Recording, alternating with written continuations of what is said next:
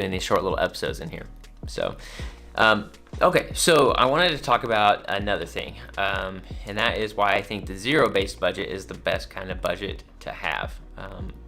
This is the budget that I teach to my clients. This is the budget that I think is the most effective at winning with your money. So I'm going to go ahead and open this up real quick, and we are going to get going on it, and I can kind of walk you through what it look like. These are some, this is a real budget, but it's made up from, I obviously changed the names, and it's going to look super complex, but I'm just going to go through and kind of talk about why I think it's important. This is the budget that I walk through with my clients, and to help them budget and learn how to use a zero-based budget. Again, it's going to look kind of complicated, but just trust me, it's not that bad. So let me see, I'm going to share this real quick. Okay, very cool. Okay, so here is the budget, and let me adjust this just a little bit so you guys can see it. And we're going to zoom out just a little bit too. Very cool. All right, so I have it in steps, so whenever my client has questions, they can go down to the very bottom and read these steps on what you need to do, in what order, if they can't get a hold of me or can't figure something out. So here's our budget. We got our different categories of what we're budgeting for, and then up here is our income every week of the month. So this is the month of March, so this is the first week of the month, second, third, fourth week of the month. Sometimes there's a third pay period. I think this year it was April and October. So you'll have a third pay period, so that's why there's income right here that would happen at the end of the month. So this is obviously a couple. One's getting paid the first week and the third week. The other one's getting paid the second week and the fourth week. So, and the way this works, essentially, is the way the zero-based budget works, essentially, is you budget every line item. So they're tithing $670. They're setting aside $500 for their emergency fund because they had to use it. So they're setting aside some of that stuff. They're got $560 for groceries. Got eating out's $40. They got work lunch $20. Kids lunch $40. I mean, like, it's pretty straightforward at this point. You know, got everything that we're budgeting for and covering. And if you come down here, let's see. So we got like our debt payments. So we have our different debts that they're paying for every month. We've got them broken down. This is stuff that we also go into the debt snowball and break down because sometimes these might change, so we want to keep up with them. And then if you come down here to the very bottom, this is the most important number. See how it's zero? That means it was a good zero-based budget. It means every single dollar that is coming in, so all of these up here, these are all the income dollars. So this is your paycheck as you cash it, right? It doesn't include the gross amount. This is net. And then all of your expenses for the month. Every single dollar that's coming in is going out somewhere. And that's very important because we don't want any loosey-goosey dollars. That's what the point of the zero-based budget is we command money where to go. We don't let money dictate what happens to itself, right? Because if you don't have a direction for the money, chances are you're going to blow it and it's going to be not as purposeful as you would like. So what happens is that they use their emergency fund, so they had to use $500 for their emergency fund, which you can see right here. This automatically captures everything that got moved into savings. Their emergency fund's in a savings, so they put $500 in there. Again, this spreadsheet is complicated, but just bear with me. I just wanted to show you the basics of it. It's essentially all your money that's coming in, all of your money that's going out, and anything that's left over, which it looked like they had about $500 left over, is going to go towards one of two things. It's either going to go towards your lowest debt, or it's going to go to a savings of some sort, even if that savings is an investment. So, and it can even be allocated towards, once we pay off our debt, once we get our emergency fund done, and once we're investing already, any extra money at that point, we'd want to start paying down our house a little bit faster. So I know I kind of keep going through baby steps really fast with you guys, but I kind of wanted to show you, this budget is capturing everything so that we can hit those goals that we have in the baby steps.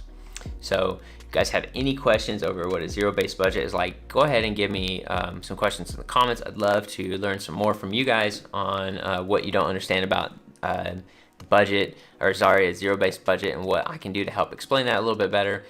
There's some really good apps out there. This is just a spreadsheet. I use a spreadsheet because it's easy to share with my clients. It helps me be able to share my screen and be able to go through it line by line. and kind of go through everything that they're budgeting for, so they can see where all their money's going, where it's going to, and what it's going to. There's some apps out there. I would rather use an app than nothing at all, right? So there's a couple of different apps that you can use that are zero-based budget.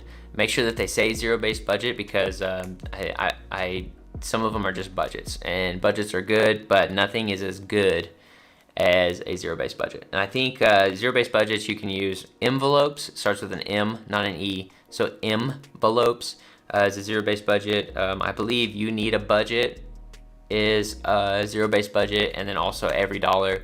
If you're a fan of Dave Ramsey, his company's got one called Every Dollar. I have a lot of clients that use that also and really like it. They all link with your bank account, so every time you make a charge on your debit card, you can click and drag essentially that charge to what category you have in your budget, and it'll help you keep track of any extra dollars you've got. Because if for example, one thing I like to try to capture is like gasoline. So they got $2.56 budgeted here. If they didn't end up using all that $2.56, say they stayed home for some reason and ended up not using all of it, you could say, well, let me go ahead and change this. Let's say that they didn't use 66 bucks of it. So what does that give us?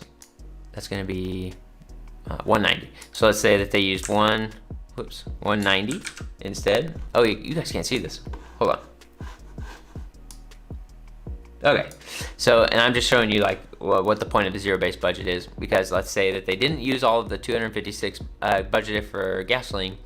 Let's say they only used 190 of that 256 that they had budgeted. This is telling us, hey, you've got 66 bucks left over. That's good to know. That doesn't mean it's free money. What it does is this side of the budget will tell you what's left in each category as you go through and fill in what you actually spent, which a lot of these apps do it automatically. But it'll say you have 66 bucks left over, because it might be one of those things where you budgeted for everything, and then at the end of the month you got more money in your account than you're expecting, and you're like, what the heck?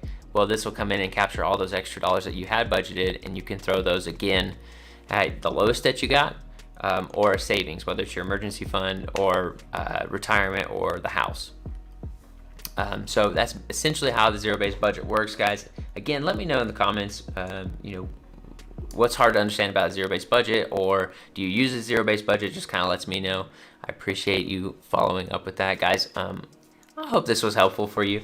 I'm so thankful that you joined me today on this stream. I'll keep this stream up on my YouTube channel. You're welcome to go and rewatch it. It will be broken down into smaller videos throughout the week, so that you can kind of keep up with that. But that's essentially what I wanted to cover today. I wanted to go over what Mark Cuban, his rules for being rich were. I wanted to go over why used cars have been so expensive lately, and then also wanted to go over why zero-based budget is so important.